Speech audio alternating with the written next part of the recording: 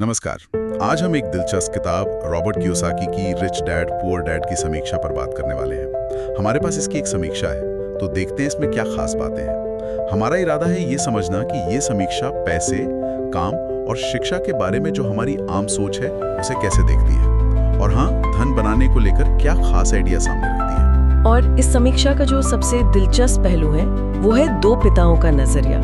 एक है गरीब डैड, पढ़े लिखे पर आर्थिक रूप से थोड़े परेशान, और दूसरे हैं अमीर डैड, कम पढ़े लिखे पर पैसों के मामले में बहुत स्मार्ट। समीक्षा कहती है कि इनका फर्क समझना शायद पैसे को देखने का हमारा नजरिया ही बदल दे। हाँ, ये काफी सुनने में आता है। चलिए इसे थोड़ा और खोलते हैं। तो समीक्षा के हिसाब से ये जो गरीब डैड है उनका फोकस किस पर था? मतलब वही पारंपरिक रास्ता, अच्छी पढ़ाई, सिक्योर जॉब। हाँ बिल्कुल, समीक्षा इसी पर जोर देती है।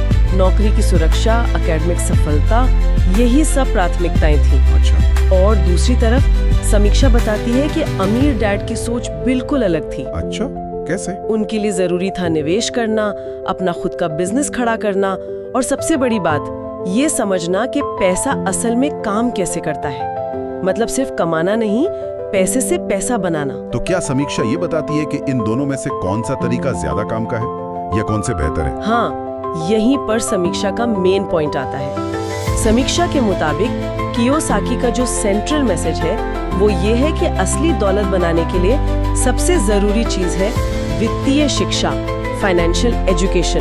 वित्तीय शिक्षा। और दिलचस्प बात ये है, समीक्षा इस बात को हाईलाइट करती है कि हमारा जो पारंपरिक स्कूल सिस्टम है वो हमें अच्छा एम्प्लॉय बनना तो सिखाता है, पर आर्थिक रूप से आजाद कैसे बने इस पर जोर मतलब बहुत कम देता है। हाँ, ये बात तो सोचने वाली है। स्कूल में ये सब कहाँ सिखाते हैं? बिल्कुल, समीक्षा इसी गैप पर ध्यान खींचती है। तो समीक्षा कियोसाकी की किन खास प्रिंसिपल्स को सबसे जरूरी मानती है? वो एसेट्स और लायबिलिटीज वाली बात, वो क्या है? हाँ, समीक्षा उसे एक बहुत ही बुनियादी सिद्धांत बताती है।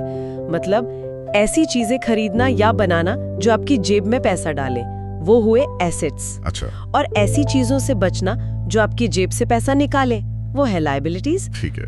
और समीक्षा शायद इसे इसलिए इतना जरूरी मानती है क्योंकि ये हमारी रोजमर्रा की खरीदने की आदतों पर सीधा सवाल उठाता है। भाई, सिर्फ चीजें इकट्ठा करना गोल नहीं है, गोल है इनकम बनाने वाली संपत्ति बनाना। समझ गया। और ये जो वित्तीय साक्षरता की बात है, फाइनेंशियल लिटरेसी, समीक्षा इसके बारे में क्या कहती है? क्या इसका मतलब है बस मुश्किल फाइनेंशियल शब्द जानना? नहीं, समीक्षा के अनुसार ये उससे कहीं ज्यादा गहरी बात है। देखिए, ज्यादा सैलरी पाना अच्छी बात है, जरूरी भी है, पर समीक्षा इस पर जोर